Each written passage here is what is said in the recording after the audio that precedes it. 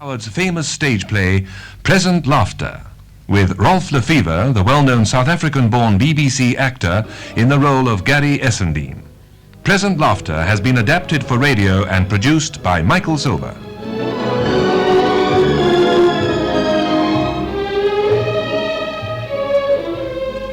Wherever she goes. Lux Radio Theatre presentation, Present Laughter.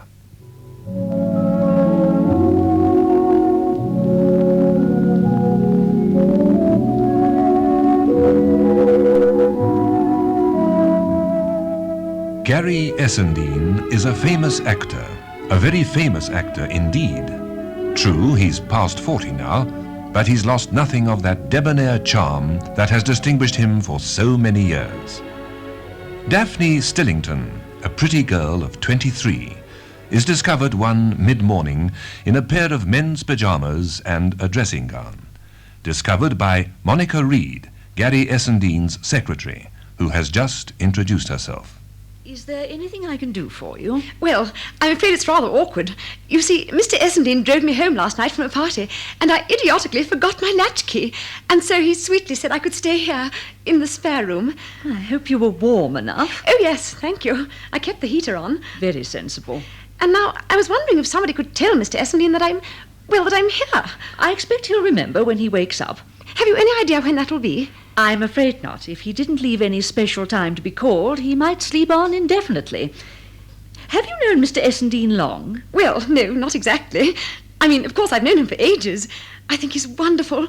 But actually, we only met last night for the first time at Maureen Jarrett's party. I see. I think he's even more charming off the stage than on, don't you? I've never quite made up my mind. Have you been with him long? Just on 17 years. Oh, wonderful. I expect you know him better than anybody. Well, less intimately than some, better than most.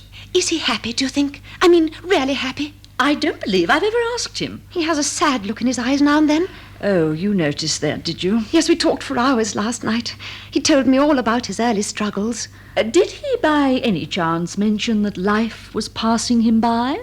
I think he did say something like that. Oh, dear. Why? I only wondered. I hope you don't think it's awful of me staying here for the night. I mean, it does look rather bad, doesn't it? Well, really, Miss... Stillington.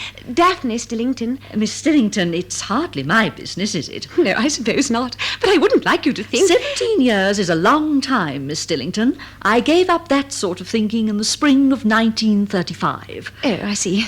Perhaps you'd better go in and dress. I'll have that breakfast sent to you and let you know the minute he wakes up. Oh, well, thank you, Miss Reed.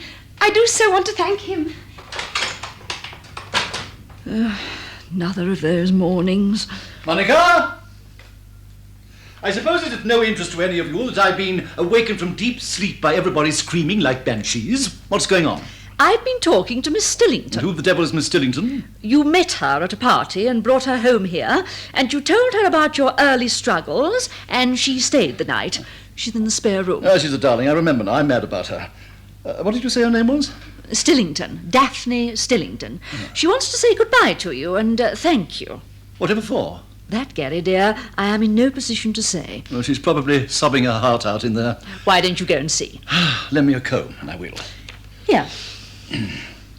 Monica, I look 98. Never mind. In 2 years from now, I'll be as bald as a coot, and then you'll be sorry. On the contrary, I shall be delighted.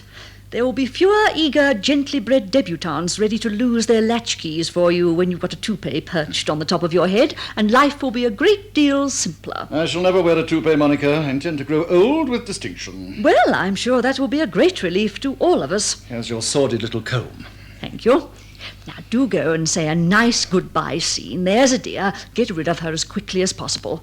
Morris might appear at any minute to discuss the understudies for your African tour. We can't have her littering up the place and getting in everybody's way. Gary, I thought I heard your voice. Daphne, my dear. If you want me, I shall be in the office, Gary. Thank you, Monica. Gary. Oh, Gary. Darling. I've been in love with you for such a long time. Don't say that. Why? What's the matter? Don't love me too much, Daphne. Promise me you won't. You'll only be unhappy. No good can come of loving anyone like me. I'm not worthy of it. Really, I'm not. You're more worthy of it than anyone in the whole world. Foolish child. I'm not a child. I'm 23. 23. If only I were younger. If only you were older. Oh, what does age matter when people love each other? Look at me, Daphne. Clearly and honestly, look at the lines on my face, my thinning hair. You're not so very old. I didn't say I was so very old, Daphne. I merely said, look at me. As a matter of fact, I'm only just 40. Do you love me? Of course I do. Say it. I love you, Daphne. Oh, darling. But this is goodbye. Goodbye? Listen to me, dearest. You're not in love with me, the real me.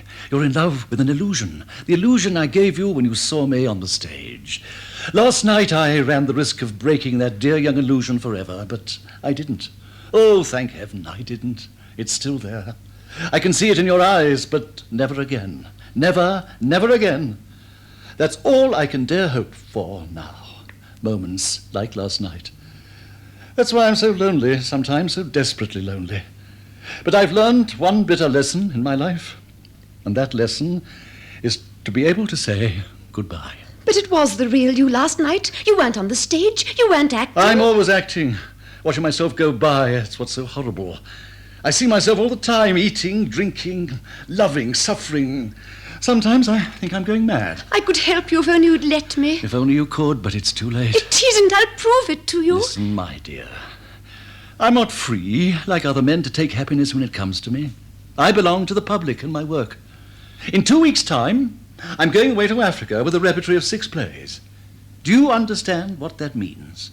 The work, the drudgery, the nerve strain. When I come back, if I come back, I shall look at you again and I shall know in the first glance whether you have waited for me or not.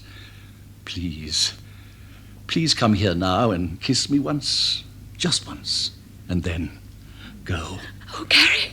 Oh, darling. Au revoir, my sweet. Not goodbye, just au revoir. Go now.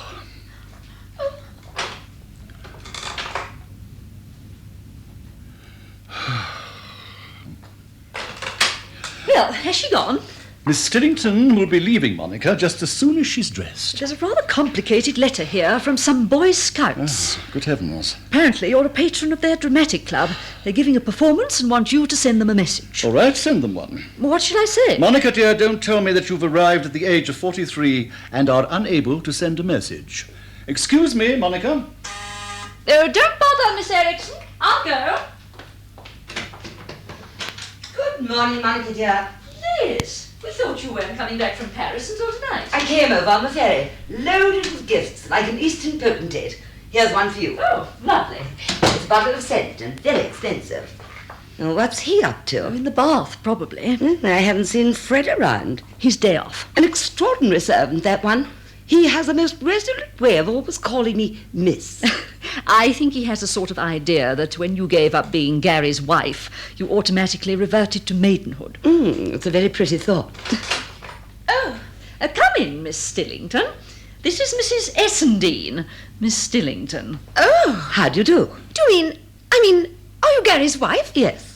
Oh, I thought he was divorced. Oh, we never quite got around to it. Oh, I see. But please don't look agitated. I upped and left him years ago. Miss Stillington lost her key last night, and so she slept in the spare room. Oh, you poor dear. You must be absolutely congealed. Do you think I could get a taxi? My car's downstairs. It can take you wherever you want to go. Oh, it's most awfully kind of you. Not at all. The chauffeur's got bright red hair, and his name's Frobisher. You can't miss him. Just tell him to come straight back here after he's dropped you. Oh, yes, of course, I will. Thank you again. Goodbye. I'll see you out. Please don't trouble. Goodbye. Goodbye. Has that been going on long, or is it new? Quite new. I found it wandering about in Gary's pyjamas. Oh, poor little thing. You ought to have pretended I was someone else. I wish they'd leave Gary alone. Oh, he's just incapable of saying no or goodbye. Oh, he says goodbye often enough, but he always manages to give the impression that he doesn't really mean it. That's what causes all the trouble. Good morning, Liz. Where's my present? On the piano. It's a dressing gown for Africa. How wonderful, just what I wanted. It's absolutely charming. Thank you, darling. I'm mad about it. It really is perfect taste, the best sort of colonial propaganda. You know Henry's coming to see you this morning before he goes to Brussels, and Morris is coming too. All right. Go away, Monica. I must talk to Gary before Morris gets here. You'd better hurry. Mr. Moore will be here in a minute. Who's he? You know perfectly well he's the young man who wrote that mad play, Half in Verse. and caught you on the telephone, and you were so busy being attractive and unspoiled by your great success that you promised him an appointment. I can't see him. You ought to protect me from things like that. You must see him. He's coming all the way from Uckfield, and it serves you right for snatching the telephone when I wasn't looking. I've noticed a great change in you lately, Monica. I don't know whether it's because you've given up cramming yourself with potatoes or what it is, but you're getting nastier with every day that passes. Go away. I shall be in the office if you want me. Now then, Liz, tell me all about everything. I saw the play in Paris. Good? Very. We shall have to change it a bit. The Valiant's quite willing to let us do what we like. And now, I want to talk to you about something else. I don't like that tone at all. What's on your mind? Your general behaviour. Really? Who Liz? was that poor little creature I saw here this morning? She lost her latchkey. Yes, they often do. Now listen to me, Liz. You're over 40, you know. Only just. And in my opinion, all this casual scampering about is rather undignified. Scampering, indeed. You have a genius for putting things unpleasantly. Oh, don't misunderstand me. I'm not taking a moral view. I gave that up as hopeless years ago. I'm merely basing my little homily on reason, dignity, position, and, let's face it, age. Perhaps you'd like me to live in a bath chair. It would certainly have its compensations. Who went away and left me a prey to everybody? Answer me that. I did, thank heaven. Well, then. Would you have liked me to have stayed? Certainly not. You drove me mad. Listen, you have reached a moment in life when a little restraint would be becoming. You are no longer a debonair, irresponsible juvenile. You are an eminent man advancing with every sign of reluctance into middle age. May heaven forgive you. Your behaviour naturally affects all of us. Morris, Henry, Monica, and me. You are responsible for us, and we are responsible for you. You never lose an opportunity of lecturing us and wagging your finger in our faces when we happen to do something you don't approve of. And am I right or am I not? Answer me that. Oh, you're fine when dealing with other people's problems. But when it comes to your own, you're not so hot. What happens if I relax my loving hold on any of you for a minute? Disaster. I happen to go to New York to play a 3-month season. Henry immediately gets pneumonia, goes to Biarritz to recover, meets Joanna, a most lovely but predatory creature, and marries her. I go away for a brief holiday to St. Tropez, and when I come back, what do I find? You and Morris, between you, have bought the dullest Hungarian play ever written and put it into rehearsal with Phoebe Lucas in the leading part. Phoebe Lucas playing a courtesan with about as much sex appeal as a haddock. How long did it run? 1 week. And that was only because the press said it was lascivious. Isn't all this a little beside the point? Certainly not. 20 years ago, Henry put all his money in The Lost Cavalier. And who played it for 18 months to capacity with extra matinees? I did. And who started his whole career as a producer with that play? Morris. I wish you'd stop asking questions and answering them yourself. It's making me quite giddy. And where would Monica be now if I hadn't snatched her away from that sinister old aunt of hers and given her a job? With the sinister old aunt. And you, one of the most depressing, melancholy actresses on the English stage. Where would you be if I hadn't forced you to give up acting and start writing? I even had to marry you to do it. Yes, and a fine gesture that turned out to be. Well, I was in love with you longer than anyone else. You can't grumble. I never grumble. I believe in going through any experience, however shattering. You adored me. You know you did. Yes, I still do, dear. You're so chivalrous, rubbing in how dependent we all are for every breath we take. I didn't say that. You are just as dependent on us anyway, now. We stopped you being extravagant and buying houses every 5 minutes. We stopped you in the nick of time from playing Peer Gynt. I still maintain I should have been magnificent as Peer Gynt. Above all, we stop you from overacting. Now you've gone too far. Monica! Monica! What on earth's the matter? Have you or have you not ever seen me overact? Frequently. It's a conspiracy. I knew it. As a matter of fact, you're overacting now. I give in. Everybody's against me. Doesn't matter about me. It doesn't matter that my timorous belief in myself should be subtly undermined. Your belief in yourself is about as timorous as Napoleon. And look what happened to him. He died forsaken and alone on a beastly little island in the middle of the sea. Islands have that in common. You're trying to be funny now because you're ashamed. You're ashamed because you know perfectly well that you've hurt me unbearably. Now, about Morris. What about him? I'm very worried. I think you'll have to do a little of your famous finger wagging. It's Joanna. Joanna? Apparently, Morris is in love with her. Oh, I've heard it from several people. If it's true, something ought to be done about it, and at once. Morris and Joanna? He must be mad. Henry's wife? Does Henry suspect anything? I don't think so. He ought never to have married her. I always said it was a grave mistake. You can't introduce stereotyped diamond-studded sirens into a closely knit group like us without asking for trouble. I don't think she's as stereotyped as all that.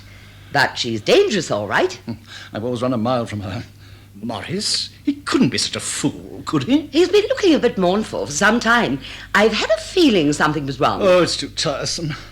Just as I'm going away and everything, it might bust up the whole business. If Henry finds out, it certainly will. Well, what are we to do? You'd better first of all find out from Morris whether it's true or not. And if it is, how far it's gone. Then read the riot act and get him away.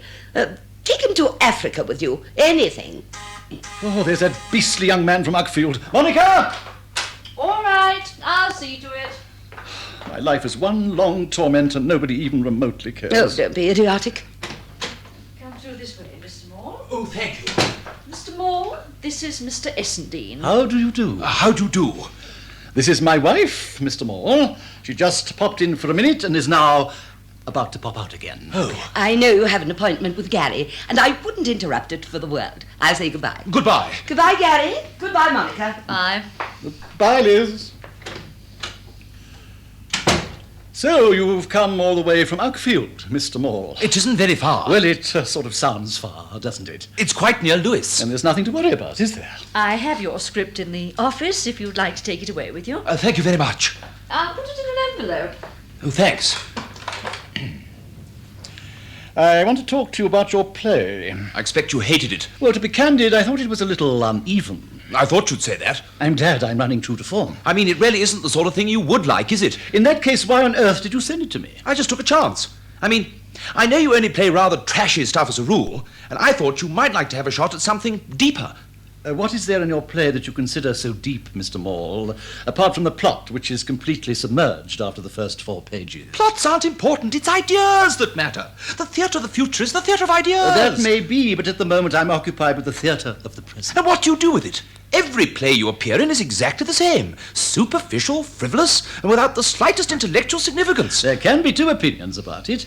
I'm having a most discouraging morning. If you want to live in people's memories, to go down to posterity as an important man, you'd better do something about it quickly. There isn't a moment to be lost. I don't give a hoot about posterity. Why should I worry about what people think of me when I'm dead as a doornail anyway? My worst defect is that I'm apt to worry too much about what people think of me when I'm alive. But this time, my highbrow young friend, you're going to get it in the neck.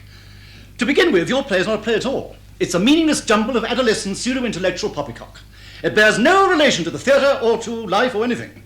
If you wish to be a playwright, you must leave the theatre of tomorrow to take care of itself. Go and get yourself a job as a butler in a repertory company if they'll have you. Learn from the ground up how plays are constructed and what is actable and what isn't. Then sit down and write at least 20 plays, one after the other.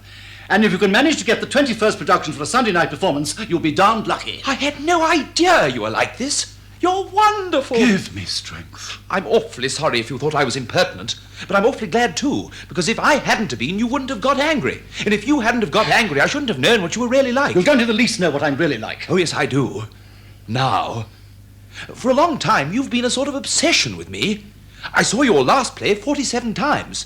1 week, I came every night, in the pit. I was up in town trying to pass an exam. Did you pass it? No, I didn't. I'm not entirely surprised. I felt somehow that I wasn't at peace with myself.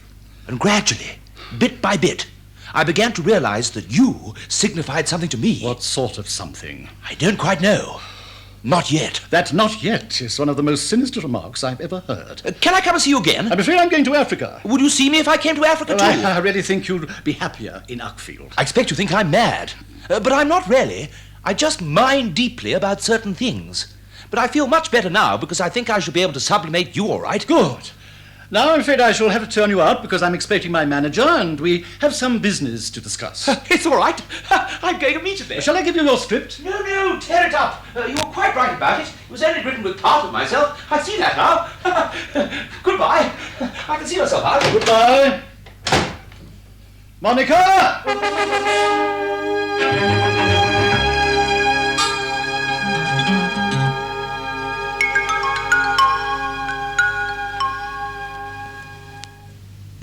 You smell.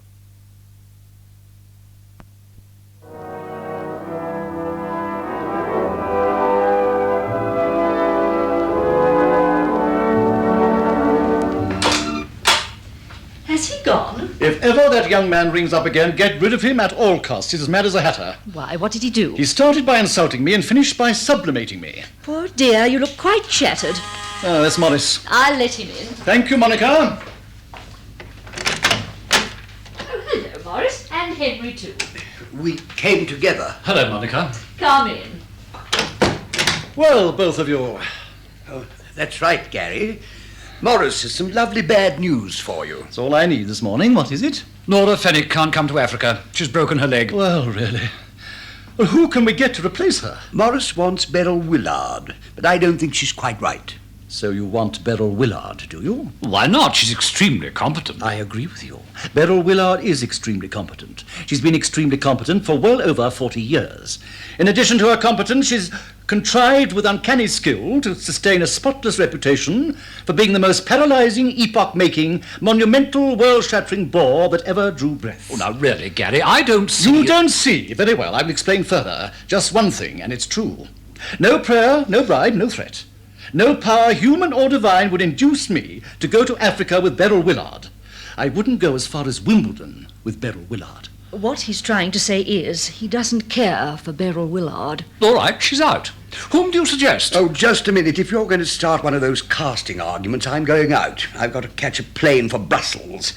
I only wanted to let you know that you can't have the Mayfair Theatre for the French play in the autumn. Robert's got it for the whole season. Why did you let him?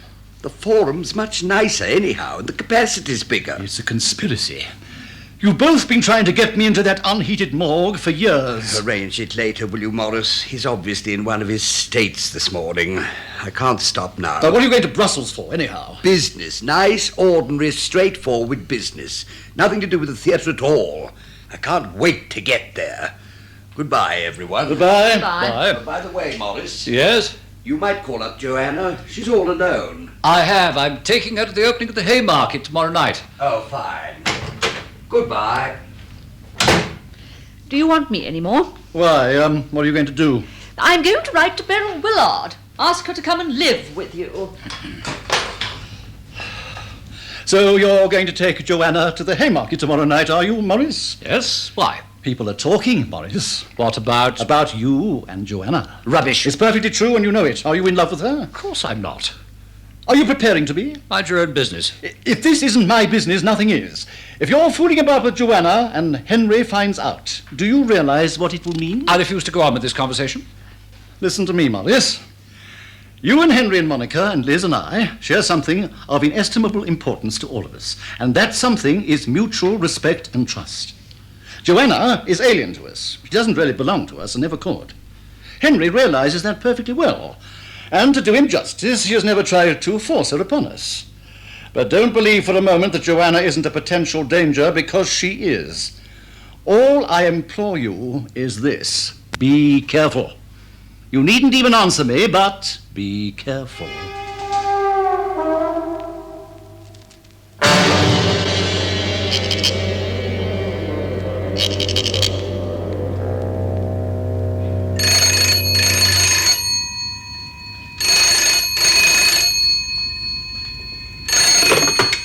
Hello? Oh, Liz, no, I've been in about half an hour. I'm just going to bed. Yes, dear, quite alone. I'm turning over a new leaf, haven't you heard? Yes, I went to the Haymarket last night with both of them, and I went to supper with them at the Savoy later. And Morris and I dropped her home. No, I didn't go on about it anymore. I thought it wiser not. As a matter of fact, she was very charming. She's quite intelligent, you know. And I must say she's a permanent pleasure to the eye. Very well, about 11. Yes, of course, I'm going straight to bed now. Good night, darling. Oh, the devil. Hello, Gary. Joanna! Oh, I can't tell you how relieved I am that you're in. I've done the most idiotic thing. Why? What's happened? I've forgotten my latch key. Oh, Joanna.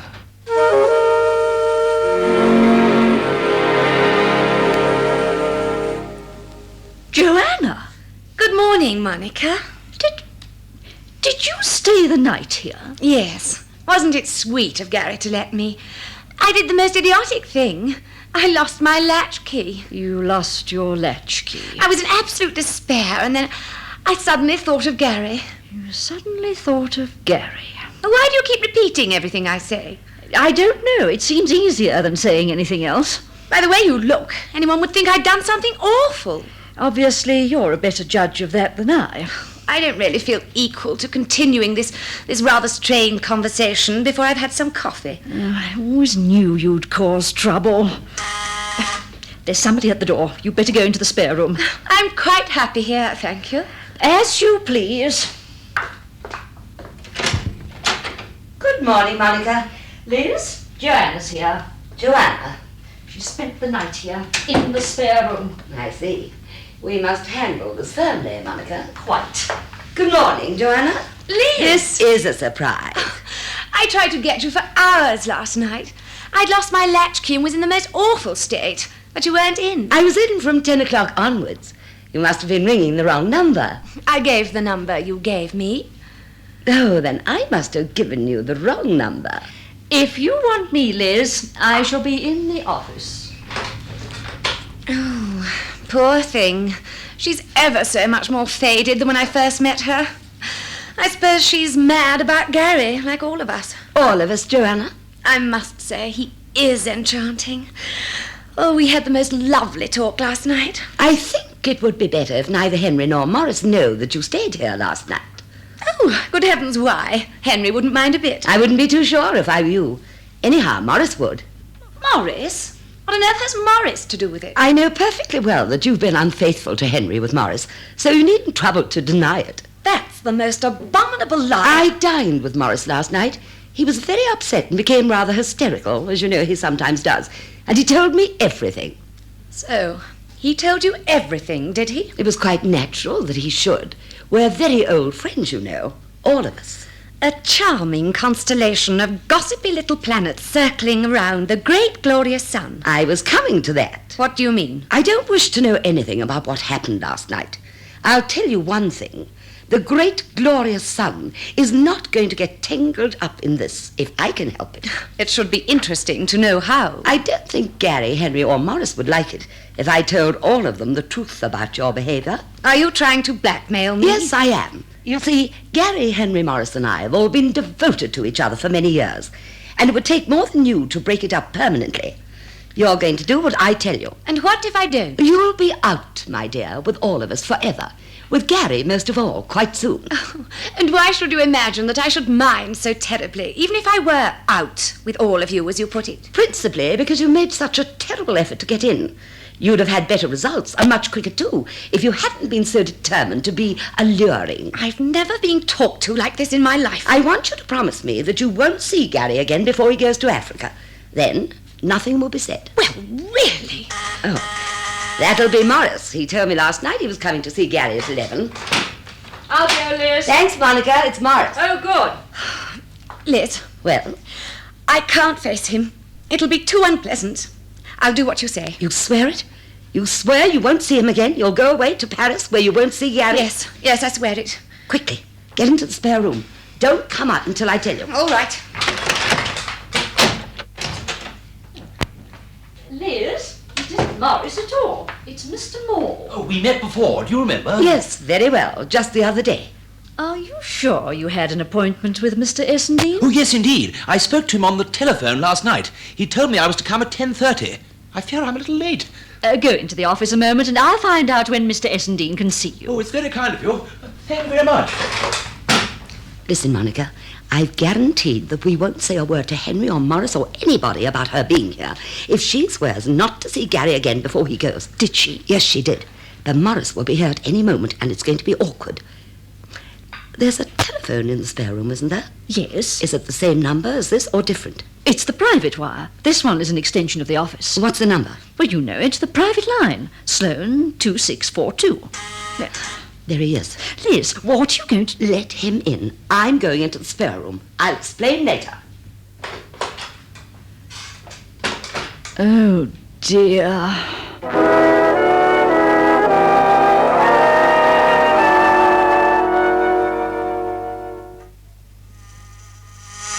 Can Can someone please answer that bell? It's been pealing incessantly for 20 minutes. I'm going, Gary.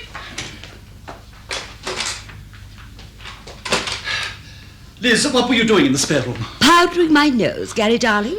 And what do you think I found? Oh, Gary, I've got to talk to you. Oh, good morning, Liz. Good morning, Morris. Excuse me, won't you?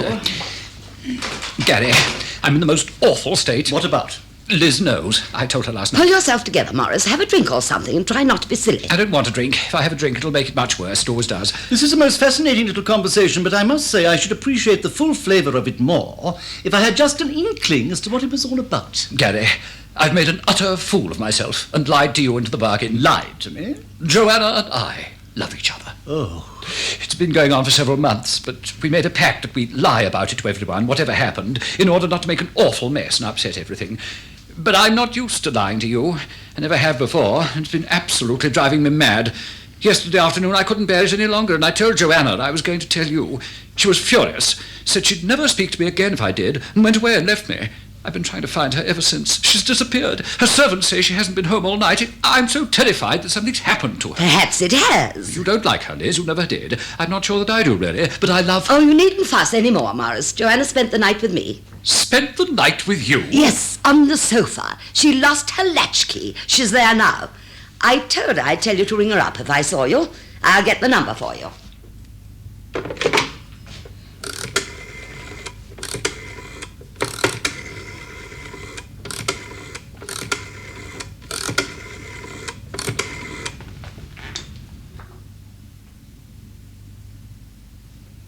Hello, Maggie.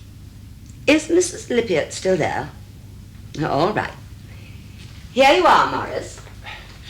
Joanna, Oh, you unutterable fool, Gary. I'm terribly worried. Why didn't you tell me you were with Liz? How did you get her out? She's not out. She's in there on the other line. I thought something had happened to you. Yes, I'm at the studio. Listen, Joanna, I must see you. Joanna, Oh, she hung up. Serve you right. I'm going round to Liz's flat now. You're not. It really would be better if you didn't try to see Joanna in her present state, Morris. You can see her later in the day. I'm surrounded by lies and intrigue and sickening emotionalism. My whole life is spent trying to help people, in trying to shield them from the buffets of fate, and what's the result? They batten on me. They drain every ounce of virility out of me until I'm a nervous wreck, and then expect me to go tramping all over darkest Africa in order to make a living for them. I'm sick to death of... Gary, What is it, Monica? did you or did you not give an appointment to Mr. Maule this morning? I most emphatically did not. He terrified the life out of me. Well, he's here. I'm and- afraid I told a wicked lie about the appointment, but I must see you. It's very important. Oh, Mr. Maule, you promised to stay in the office. I want to tell you that it's all right. What's all right? How I felt about you. I've got the whole thing straightened out. I'm absolutely delighted, and I congratulate you from the bottom of my heart, but you really must go away. I'll go. Mr. Maule, I really do think it would be better if you were to come back later. Oh, couldn't I stay a little longer? You see, every moment I'm near him, I get smoother and smoother and smoother. My whole rhythm improves tremendously. It's Henry. Where's Joanna? She's disappeared. I thought you weren't coming back until tomorrow. Oh, she hasn't been home all night. Nobody knows where she is. It's all right, Henry. She stayed with me. I'll get her on the telephone. How do you do? My name is Roland Maule. How do you do?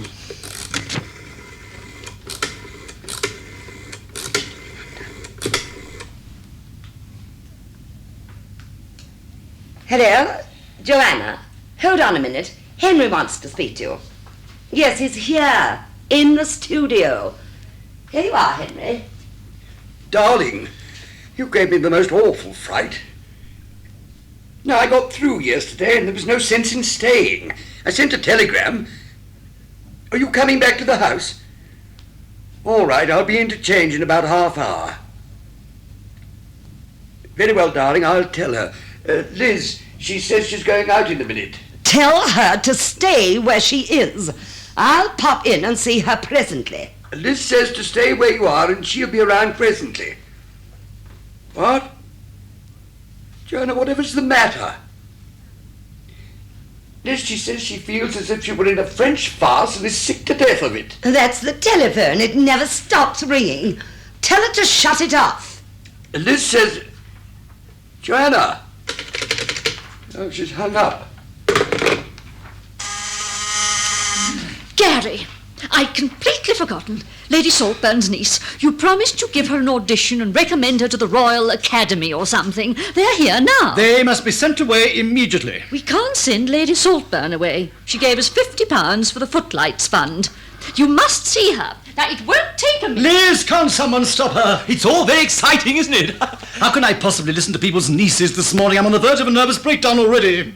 Lady Saltburn and Miss Stillington. Daphne. Mr. Essendine, this is so charming of you. Not at all, Lady Saltburn. It's a pleasure. This is my niece, Daphne. How do you do? I've been longing to meet you, Mr. Essendine. I've loved everything you've ever done. How very nice of you.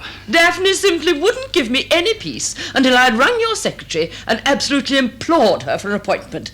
She's so tremendously keen, you know. Yes, she must be. I must introduce you to everybody. My wife, my secretary, Miss Reed. How do you do? How do you do? Mr. Dixon, Mrs. Lippiott, Mr. Moore. How do you do? I do hope you'll forgive us, Lady Saltburn, but we really must go now. We have to go to the office. How sad. Goodbye. Goodbye, Lady Saltburn. Goodbye, Miss Stillington. Goodbye. Goodbye, Mr. Moore. No, I'm staying. Well, thank heavens Morris and Henry have gone. Are you ready, Daphne? You know how busy Mr. Essendine is. Yes, I'm ready. What are you going to do? Not very much. I'll try not to bore you. And you're not angry, are you?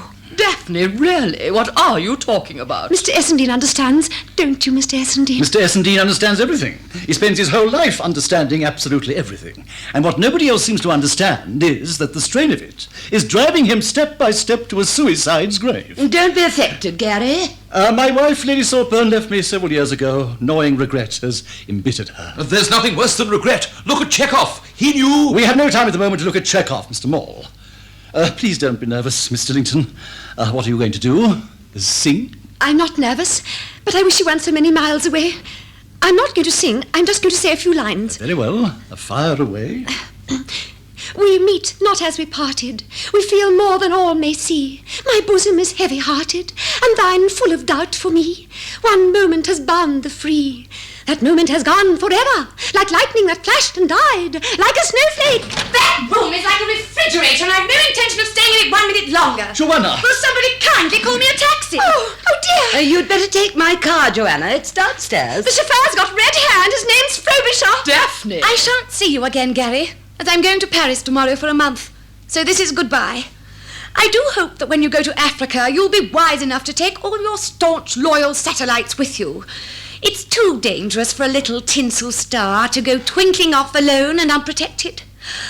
Please don't imagine that I haven't enjoyed the circus immensely. I have. But in the circuses I've been used to, it was always the ringmaster who cracked the whip, not the clowns. Goodbye. Daphne! She's fainted. Oh, this is splendid, splendid. I feel reborn. Oh, go to the devil!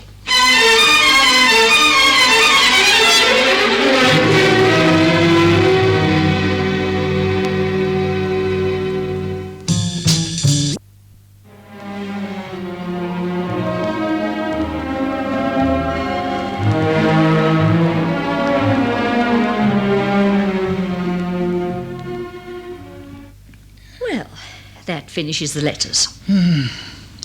Tomorrow I leave for Africa. I wonder if I shall ever see green again.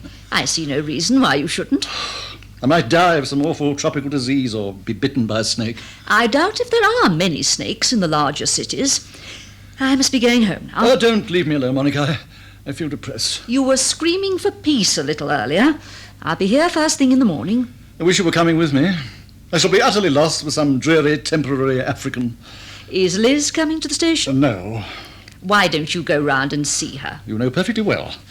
She's still in a rage over that Joanna business. I haven't seen her for a week. Have you tried? Of course I have. I've telephoned her 3 times. Each time she spoke to me kindly and remotely, as if I were an idiot child.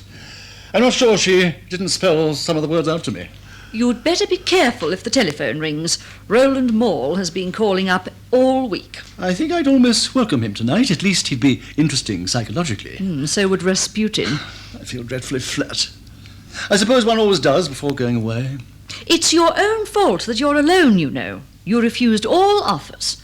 You pleaded for a few hours' solitude and said you'd throw yourself out of the window if you didn't get it, and then we should all be sorry. I'm quite sure you wouldn't. Now. You're getting a big boy, you know. You'll be 42 next birthday. Just fancy. 41. Good night, dear. See you in the morning. Oh, I do envy you, Monica. You're so unruffled and efficient. You go churning through life like some frightening old warship. Thank you, dear. That sounds attractive. Good night. Good night.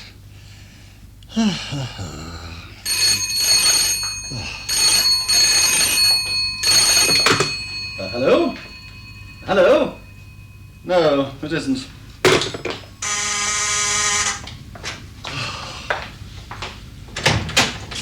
Daphne!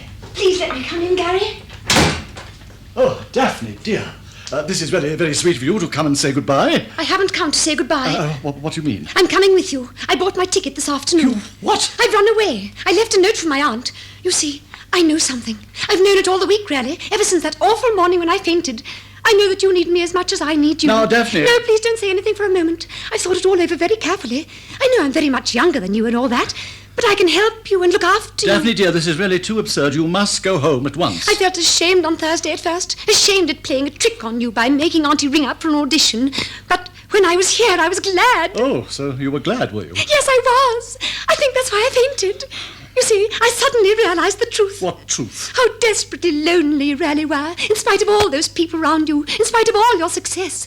I knew how deep your longing must be to have someone really to love you, to be with you, when I saw that dreadful creature come out of the spare room in that tawdry evening dress. That was not a dreadful creature. It was the wife of one of my dearest friends. No, Gary, you can't deceive me, I know. Daphne, I order you to get into a taxi at once and go straight back to your aunt. No, you needn't be frightened. I won't make any demands on you whatever.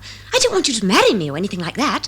I'll just be there when you want me, when you're tired and lonely and want someone to put their arms around you. I won't even see you on the boat if you don't want me to. I'm not a very good sailor anyway. That's the front door bell. Who is it? How do I know? You better go into the spare room. Oh, no, Gary. Please, not the spare room. All right, the office then. Go quickly. We'll get rid of them soon, please, whoever it is. What have I done to deserve this? Mr. Moore. Forgive me, but I must see you. I'm very sorry you can't. I'm just going to bed. I'm afraid I must insist. You see, it's a matter of life and death. This is really insupportable. What the devil do you mean by forcing yourself into my house like this? That's right, shout, shout. You're magnificent when you're angry. I'll tell you something, young man. You're just raving mad. That's all that's the matter with you. You ought to be shut up. You ought to be in a straitjacket. Oh, no, I'm not. Will you please leave this house immediately? I'm afraid I can't. It's quite impossible. I've burnt my boats. Burnt your what? Boats. Now, look here, Mr. Moore. Do call me Roland. Well, Roland, I want to put this situation to you reasonably and quietly. I know you think I'm mad, and I really don't blame you a bit, but I assure you that I'm not at all.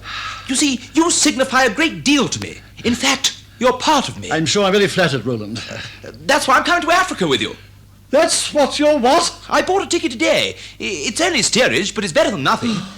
I've given up my studies and I've left Uckfield for good. That's why I'm rather excitable tonight. But you needn't be frightened that I'll get in your way or make any demands on you. You mean you don't expect me to marry you?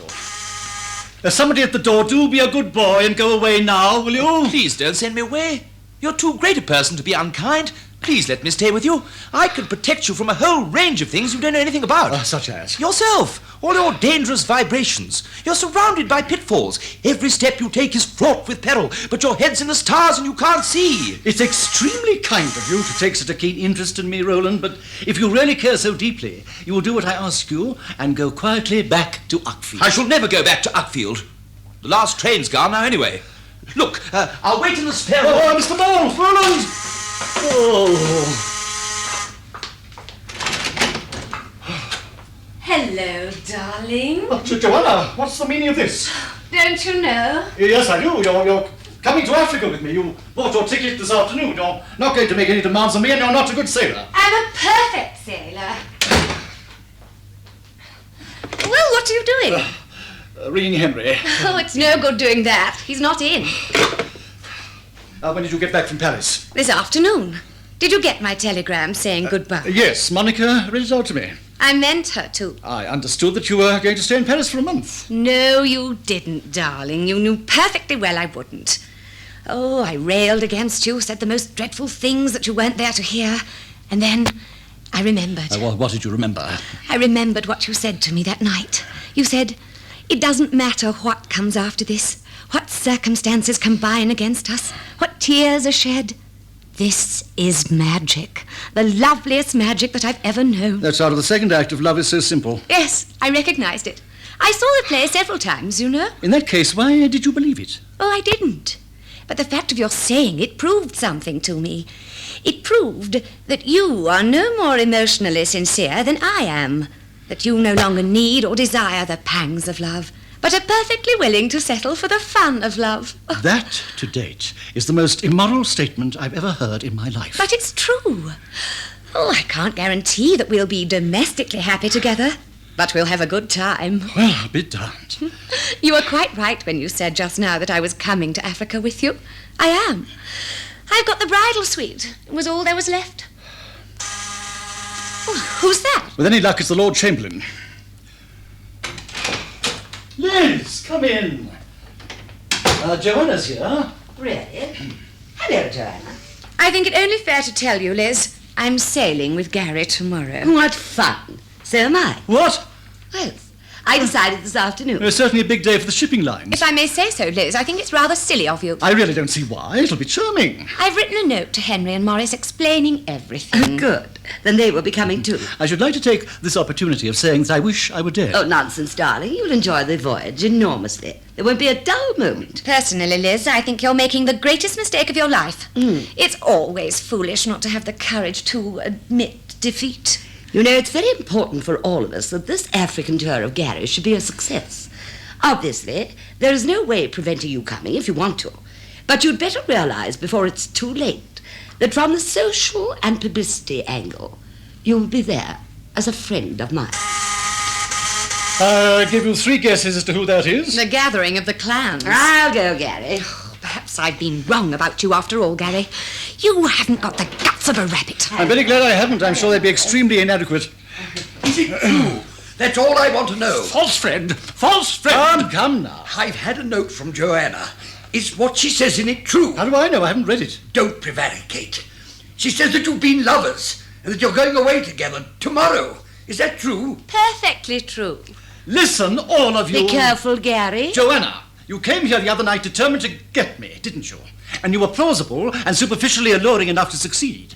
You certainly aroused my curiosity very cleverly, but it takes more than cleverness to touch my heart or my mind. You haven't got a heart or a mind. You haven't got one decent instinct in you. Morris, stop being theatrical! Oh, dear. As for you, Henry, you're taking up a very high and mighty attitude over the whole thing. But I'm perfectly convinced that if you face the facts honestly for a minute, you'll discover that you don't really mind in the least. Morris is the one who minds, for the moment. Morris? What do you mean? I mean that Morris and Joanna have been carrying on a little ding-dong under your silly nose for months. I'll never speak to you again until the day I die. Well, we can have a nice little chat then, can't we? Morris? Joanna? Is this true? Of course it's true. Hasn't lasted quite so long as your rather dreary affair with Elvira Radcliffe. That's been hiccuping along for nearly a year now. Henry. And don't pretend that you didn't know, Joanna. You were absolutely delighted. It gave you room to expand. I told you about that in the deepest confidence. How could you be so vile as to betray it? I'm sick to death of being stuffed with everybody's competencies. I'm